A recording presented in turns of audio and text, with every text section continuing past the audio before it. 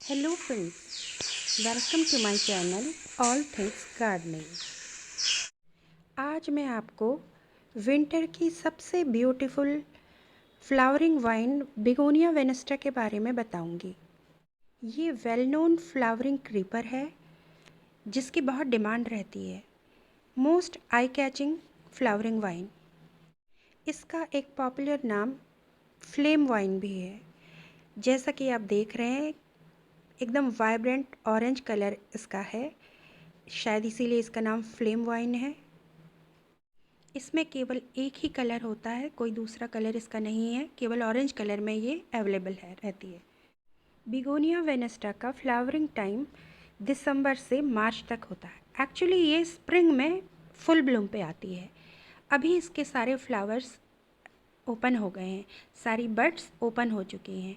Otherwise ये cylindrical shape में रहती हैं, ओपन नहीं होती हैं विंटर में। स्प्रिंग में ये फुल ओपन हो जाती हैं। ये बहुत तेज़ी से एक्सपेंड होने वाली वाइन है। रेनी सीजन में, बरसात में ये बहुत ज़्यादा फैलती है और इतना ज़्यादा फैलती है कि इसकी हर वीक प्रूनिंग या कटिंग करनी पड़ती है। ये बाउंड्री वॉल के लिए आइडियल प्लांट है। ये उसको पूरी तरह से कवर कर लेता है और बहुत अच्छा लुक उसको देता है। मैंने इसको एक बालकनी में चढ़ाया हुआ है। ये फर्स्ट फ्लोर की बालकनी में, एक बालकनी को इसने फुल्ली कवर कर लिया है। बालकनी बहुत छोटी है, मैं इसको शेप में रखने के लिए बहुत कटिंग करती रहती हूँ।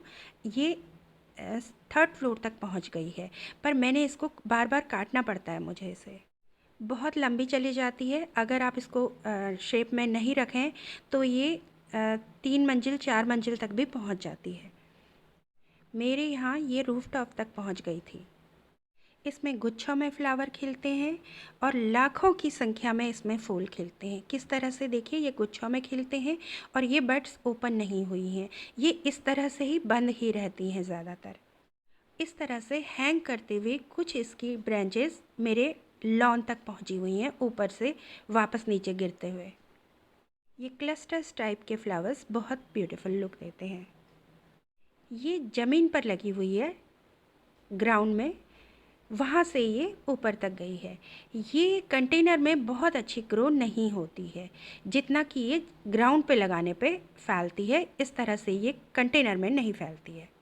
ये वाइन 7-8 साल पुरानी है। इस फ्लावरिंग प्लांट की ये खासियत है कि इसको कोई भी केयर रिक्वायर्ड नहीं है। एक बार इसे लगा दीजिए, उसके बाद इसकी कोई केयर नहीं करनी पड़ती। मैं इसको कभी वाटरिंग नहीं करती हूँ। और मैं, ये देखिए इसकी स्टेम, ये इतनी वुडी और थिक स्टेम इसकी हो जाती है। और ये नीचे ग्राउंड पे मैंने टाइल के बीच में होल करके बस इतना सा स्पेस इसको दिया हुआ है और इसी से ये ऊपर तक पहुंच गई है। इसको कोई फर्टिलाइज़र की रिक्वायरमेंट नहीं है क्योंकि ये इतनी ऊंची गई है, तो इसकी रूट्स भी बहुत डीप चली जाती होंगी ग्राउंड में और वो वहाँ से अपने लिए फर्टिलाइज़र या वाटर जितना रिक्वायर्ड है ले लेती होंगी।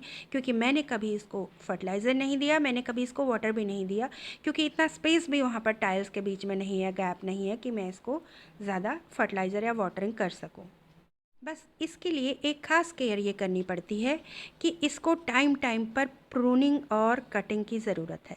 बहुत इसको शेप में रखना पड़ता है, अदरवाइज़ ये इतना फैल जाएगी कि पूरा घर को ही कवर कर लेगी।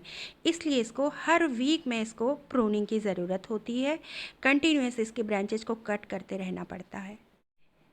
ये जहाँ लगी है वहाँ पे सनलाइट तो नहीं मिलती, लेकिन इसको फ्लावरिंग के लिए सनलाइट की ज़रूरत है। मॉर्निंग की 3-4 घंटे की सनलाइट इसको बालकनी में मिल जाती है जहाँ पर इसमें फ्लावरिंग हो रही है। इसलिए बिना सनलाइट के इसमें फ्लावरिंग नहीं हो पाएगी। ये कटिंग के थ्रू प्रोपोगेट होती है। मैंने सीड्स तो इसमें कभी आज तक देखे नहीं। कटिंग से ये इजीली प्रोपोगेट हो जाती है। इसमें ये फ्लावरिंग के टाइम पर बहुत ज़्यादा इसके फ्लावर्स ड्रॉप होते हैं और कंटिन्यूस नीचे क्लीन करना पड़ता है। इसकी प्रूनिंग का बस खास ख्याल रखना पड़ता है। आपको